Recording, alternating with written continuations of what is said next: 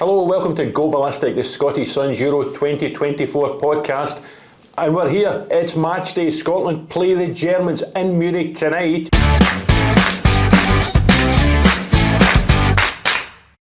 With me today, my colleague Kenny McDonald. Kenny, your Scotland experience stretches back to 1969.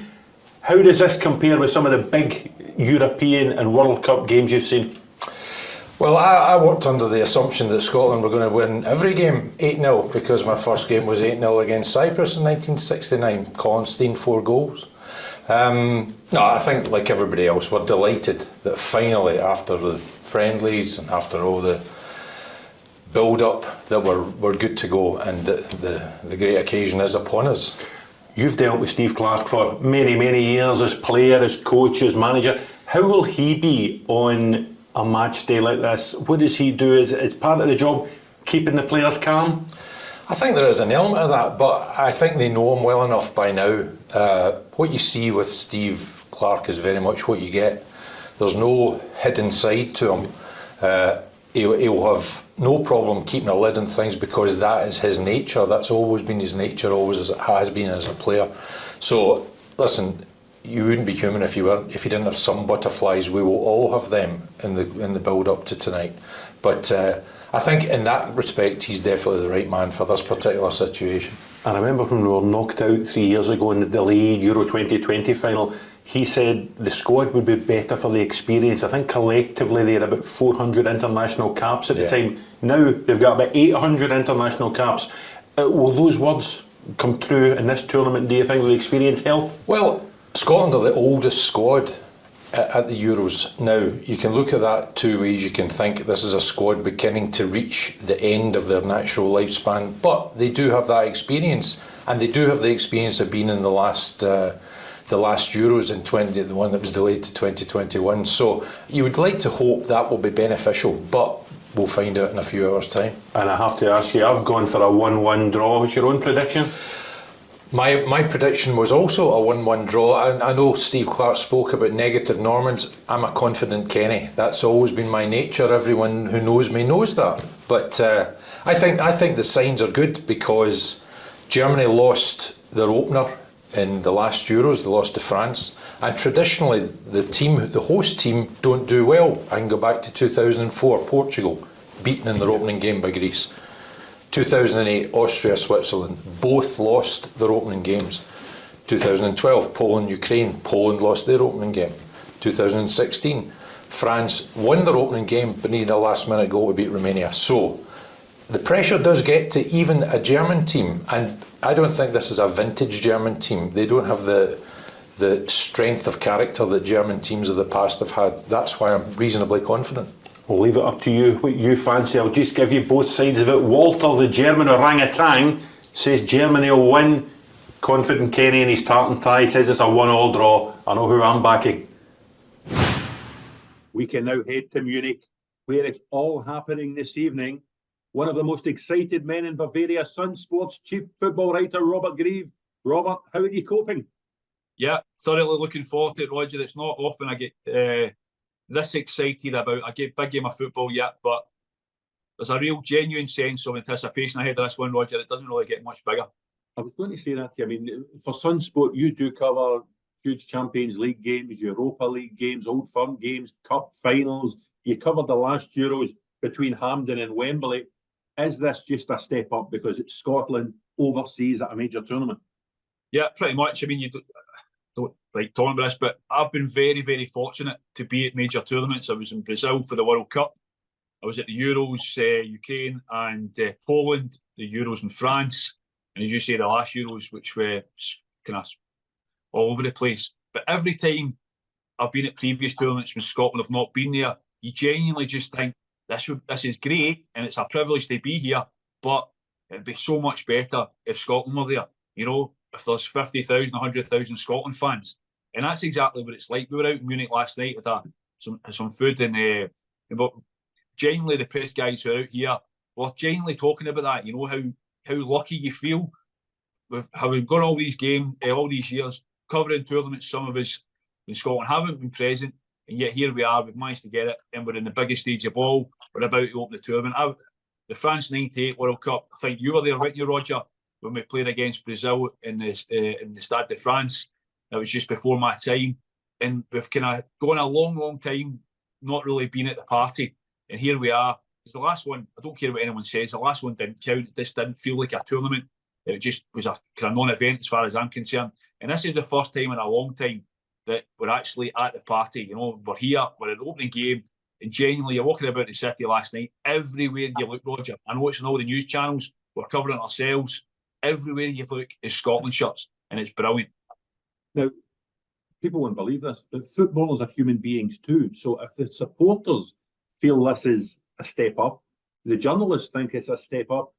When those Scotland players are waking up in Munich this morning on the day of the game, they'll surely have an extra level of butterflies as well, won't they?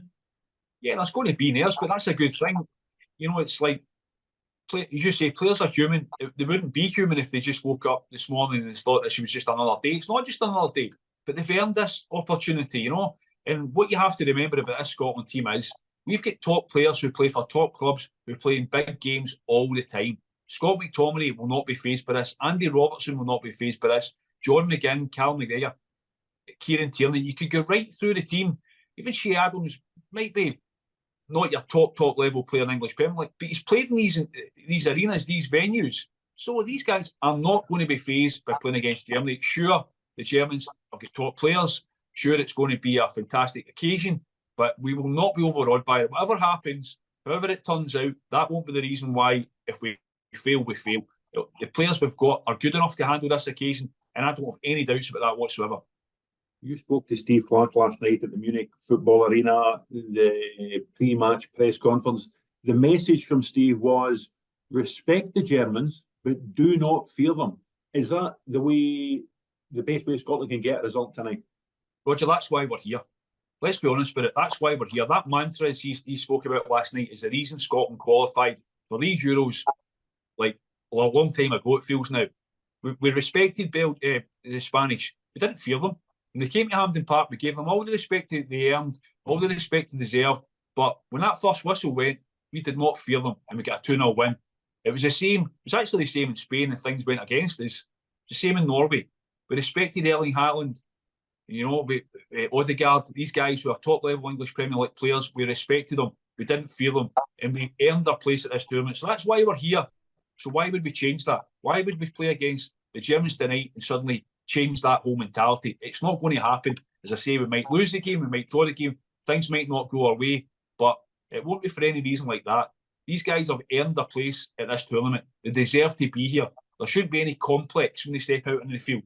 There shouldn't be any reason why they think they shouldn't be here. They should be here. They've earned it. And I think that's going to stand them in good stead for the games to come. And I genuinely have real belief. I think they can get something for this game tonight. I know that's maybe kind of blind optimism. It's maybe my heart ruling my head, maybe.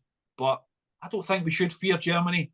I don't think we will fear Germany. And genuinely, I think we can get a positive result here. Robert, thank you very much. I'll let you go and do your pre-match prep. I'll let you get the kilt on to get to the Munich Football Arena. And I have to say, you have made that bed beautifully. If Steve Clarke's team are as tidy tonight, we will get a result. If you think, Roger, I made this bed, you're stupider than I think. Thanks, Robert. Bye-bye. Well, Steve Clarke's got McGinn, Super John McGinn, but the Scottish Sun has got big brother Stephen. Stephen, great to see you. You too, Robert. Got here Munich last night. What's your feelings ahead of this big game?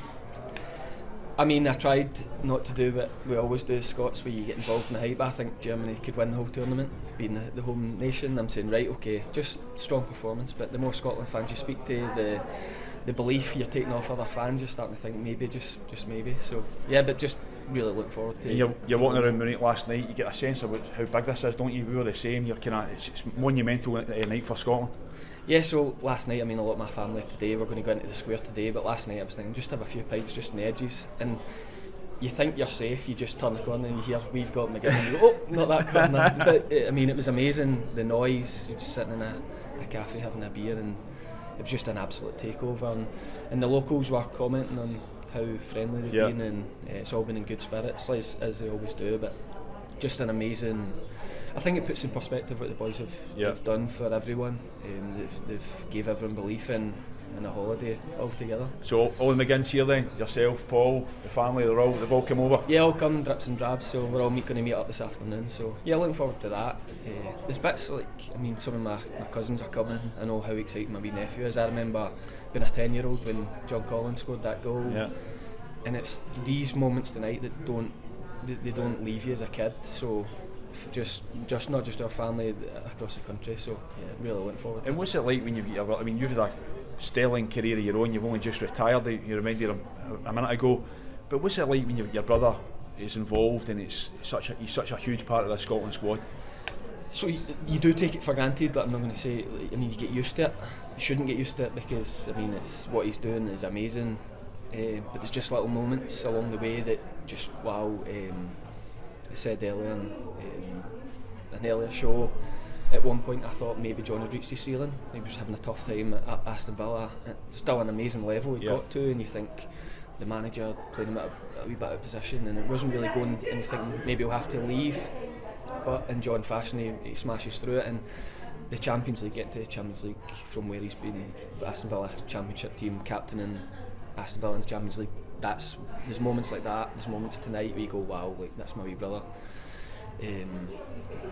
We fight all the time, me and John, we just clash all the time, so still even at this age? Awkward on camera, because you stick a camera on, you have to say really nice things, so I hope he doesn't tune in, but I'm just so proud of him. And the best bit for me with John, and a lot of the guys are like that in the team, we might lose tonight, John might not play well, but I know he'll be in that turnout, he'll put his chest out, and he'll go and have a go, and that's one of the proudest things, because you know, even if he doesn't play well, he'll give everything he's got tonight. And that's the thing, if you went outside this hotel right now and walked down the street and you ask Scotland fans who their favourite Scotland player is, 99% of them probably say John McGinn.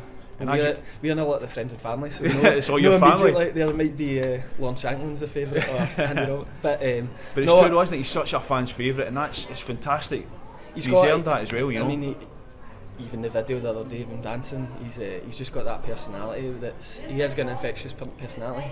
He does your head in all the time, but he is. And I think what one of the players said, he's almost like the face of the national team, and the fans absolutely love him. But he's been stuck in this 18 goals for a while. Right. Is that in his head, do you think? No, I don't think it's in his head. It's in my head. I think you're just desperate for him to get going again. So hopefully he's been saving him for this tournament. Yeah, you'd like to think so. You mentioned Garmisch Park in Kirky and the welcome we had. We were there the other night, and when John gets up on stage, and you'd have seen all the video clips. What were you I mean, it's just typical him. If you knew one player was going to go up and do that, you knew it would be him, don't you? You watch it and then you go, it's John again. To be fair, in fairness, he said they were looking for a volunteer, and everyone just turns it immediately. And so, but he buys into it, and I couldn't do it. I mean, I'd like to think I'd be able to dance better than his attempt, but he loves representing Scotland. He loves, and he takes a big pride in the success. So I know how much it will mean to them. I know how disappointing the last Euros for them. I know how much it will mean to them to really turn up at this tournament. I was going to say that to you, because the last tournament didn't feel real. The last tournament, the COVID restrictions, we got the impression that the boys didn't feel they did themselves justice. Do you think that's in John's mind as well, that they could have, as a team, not just John, as a team, they didn't really quite turn up? They have a lot of players that thrive off a big crowd. Yeah. And first and foremost, that was a really tough group. I mean, England, the performance in England was amazing, but Czech Republic and Croatia were very good sides. It was a really hard group, but not having a full Hampden, even you think of the Spain game, the way the players and the fans just took that to Spain and said, we just don't like it. Almost there was a touch of arrogance about the performance that night. We know they're a good team, so I think it'll make a big difference, a full house tonight. So many Scotland fans even in Munich at the game tonight, so I think it'll make a big difference to the performance this time. You've been speaking to John no doubt all week. You get the impression that he's ready for it, that he's not going to be holding back? As I said to you earlier, he's always been a big game player. We're blessed in the country. We don't have absolute superstars, but we've got a lot of big game players. Guys like Carl McGregor, I think he's ever lost a final, so I've got a lot of trust and faith as a fan in these guys, and as I said to you, I know they'll leave everything out there. Maybe yourself then, retirement, how's it suiting you? Well, I mean, A few beers now. I think it's a few beers. I think it's not really. It's something, one of those things that you put at a time, and I get the amazing messages. Felt a wee bit emotional at reading a lot of them, but it's still in the back of your head. You're thinking, I better watch what I do because I've got pre-season. I don't know if that goes. I don't know. Someone that's retired will have to explain that to me, but it doesn't feel real yet. Yeah. Well, we'll look forward to the game tonight. A few hours away, we'll be heading up to the Allianz Arena. Stephen will be going with all his family, and hopefully his brother John and the rest of the lads can get a good result for Scotland and do us proud. Well, we can now head back to Munich to the voice of Sunsport, Bill Leckie. Bill, you had a wonderful piece in the Scottish Sun this morning. 50 years ago today, as an 11-year-old schoolboy, watching Scotland kick off in West Germany against Zaire, half a century on, you're there again, and it's Scotland versus Germany. I know, and feeling exactly the same levels of excitement, Roger, like a wee boy. I wondered this morning how players must feel like when they wake up on a day like this, because I've wakened up and I just want it to be happening now. As we speak, there's still whatever that is, 9 hours, bit more to kick off, and I'm so nervous. It doesn't matter how many tournaments you cover, how many match reports you write, how many players you interview. It's still the same feeling, and this just feels enormous tonight. Now, 50 years ago, you were talking about sitting watching on the rented slot telly with your tea and toast.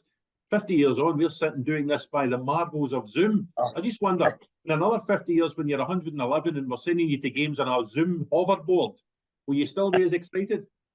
Well, I would hope then what will happen is we'll just have one of these wee kind of Star Trek transporters where we don't need to go through airport customs and stuff. You just I step into a cupboard in Glasgow and come out in wherever we are, on planet Zarg for the intergalactic championships. I will still be complaining about VAR. With another McGinn, McGinn's great grandson playing for us. You were at the Munich Arena yesterday. You spoke to the Scotland captain, Andy Robertson. He summed it up pretty beautifully, just saying the players want to be legends. They want to be the first Scotland team to get beyond the group stages. Can they do it? Yes, of course we can. Steve Clark's already said 4 points will get us there. It would be just the greatest thing in the world if we could come back tonight with something. But I think the most important thing tonight is whatever the result is, that we come away believing in ourselves. We don't come away with that feeling of, as I said about the Zaire game, we came away from that saying we could have done it so much better. We made a real tactical blunder. We don't want to do that tonight. If we can come away tonight saying, right, whether it's a positive result or whether we lose the game, we come away saying, right, we can now get into these other two games and get those 4 points. Yes, I believe we can do it. And obviously, it's inevitable. It's the first game of a tournament. We're taking on the host, Germany. All of the focus has fallen on this game. But is it important that Steve Clark and the players realise qualifications about the 3 games over a 9 or 10 day period, and just look at that as the big picture, if you like? Yeah, there's the funny one, Roger. There's a big picture of that it's not about the 11 men who start the game. It's about the squad who play over the 90 minutes, 100 minutes. It's then about the second game and the third game. But I'm a great believer that in the moment you have to concentrate on every individual situation. If you allow your mind to drift, as Scotland did in 1974, to who's next and what's more important, then you lose sight of where you are at that time. Every pass we make tonight, every tackle we make, every decision we make has to be absolutely spot on. And so it's a kind of double-edged thing, isn't it? Because we know that we're more likely to get the points from Hungary and Switzerland.